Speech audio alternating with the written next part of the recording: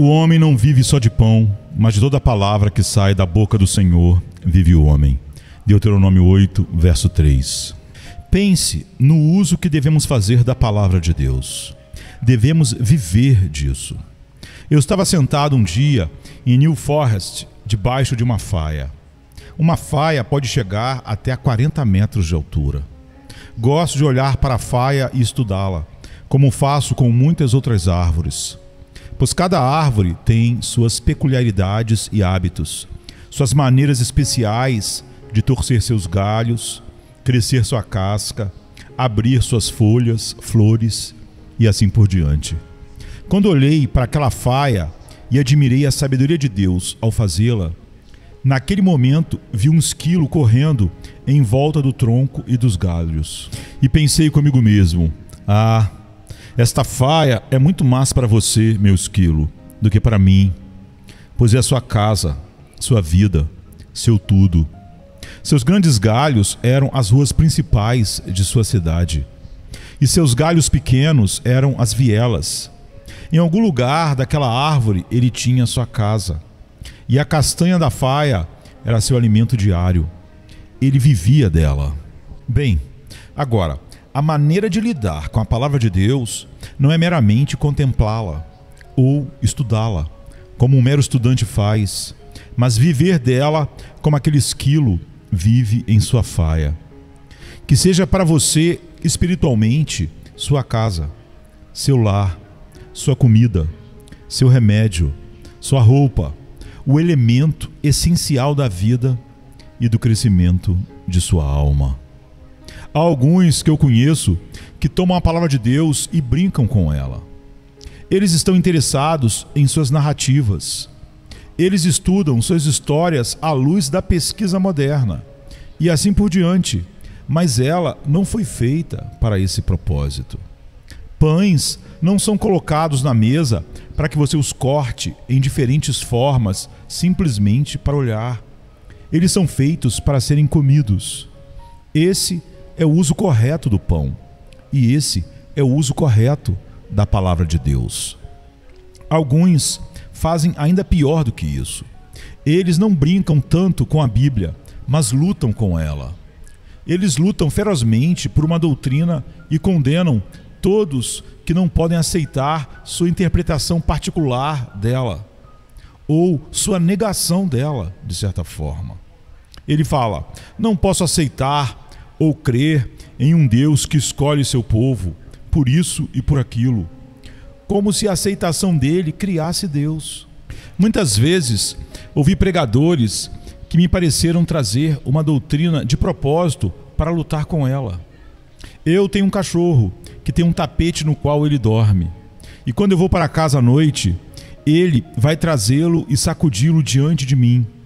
Não que ele se importe particularmente com seu tapete, mas porque ele sabe que eu direi: eu vou pegar, e então ele vai latir para mim, e em sua língua dizer: não, você não vai. Então ele corre. Há algumas pessoas que buscam as doutrinas da graça apenas dessa maneira.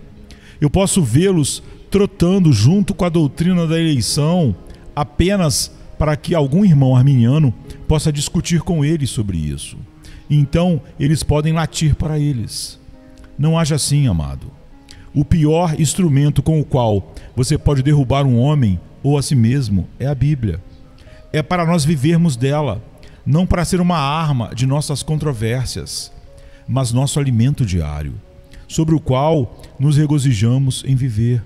Se ao pregarmos a verdade surgirem controvérsias, não podemos evitar, mas não é isso que buscamos. Também não lemos a Bíblia como se ela fosse nossa bola de cristal. Eu não acho que nossas Bíblias nos foram dadas para que pudéssemos simplesmente empregá-las como telescópios para espiar os céus, para tentar descobrir o que vai acontecer em 50 anos. Estou cansado das profecias e especulações que, como regra geral, terminam em nada.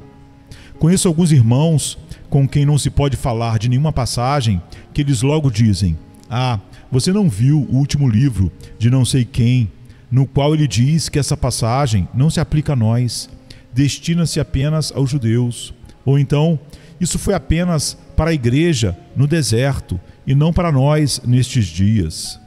Não façamos mau uso da palavra de Deus, mas a valorizemos como o pão sobre o qual devemos viver. Nem só de pão viverá o homem, mas de toda a palavra que sai da boca do Senhor viverá o homem. Mas como podemos viver de palavras? Pergunta alguém. Você falou bem, não podemos viver de palavras se são palavras de homens. Mas não há nada como a palavra de Deus para viver. A essa palavra devemos nossa vida. Ele falou e nós passamos a existir. Ele falou ao nosso corpo de barro e passamos a ser alma vivente.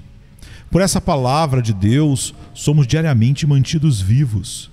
Deixe Deus apenas revertê-la um dia e dizer: voltem, filhos dos homens. E devemos imediatamente voltar ao pó de onde viemos.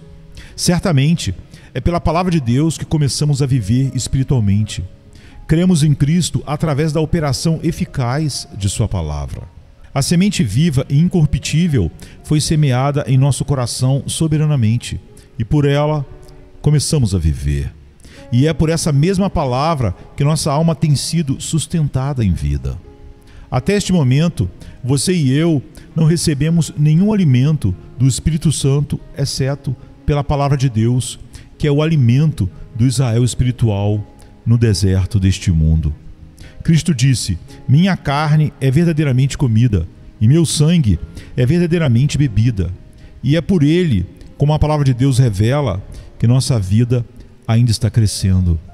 Não há desenvolvimento do cristão que virá a ele de qualquer outra maneira a não ser pela palavra de Deus, encarnada ou inspirada, escrita. Aquele que nos falou para existirmos deve nos falar para sermos ainda mais fortes e cheios de vida. A fé inicial é um dom soberano de Deus, mas a certeza contínua também.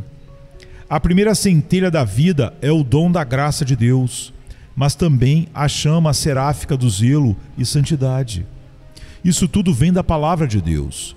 E quando estivermos prestes a entrar no céu, o último toque que nos aperfeiçoará não será dado por nenhuma ferramenta, mas pela palavra de Deus.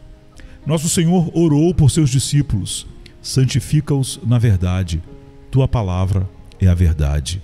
E essa palavra completará todo o processo. Veja então, amado, do que seu espírito mais íntimo deve viver: a santa palavra de Deus.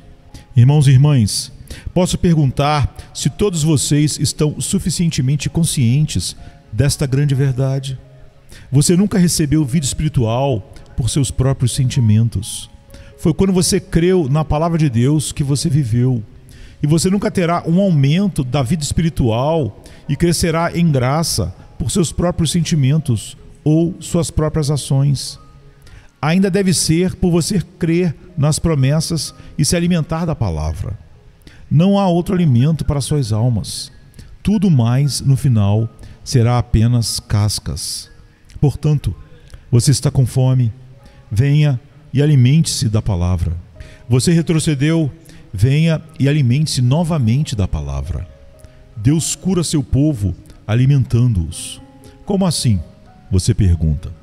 Quando a igreja em Laodiceia não era nem fria nem quente, de modo que Cristo sentiu que deveria vomitá-la de sua boca, mesmo assim ele disse ao anjo daquela igreja: eis que estou à porta e bato.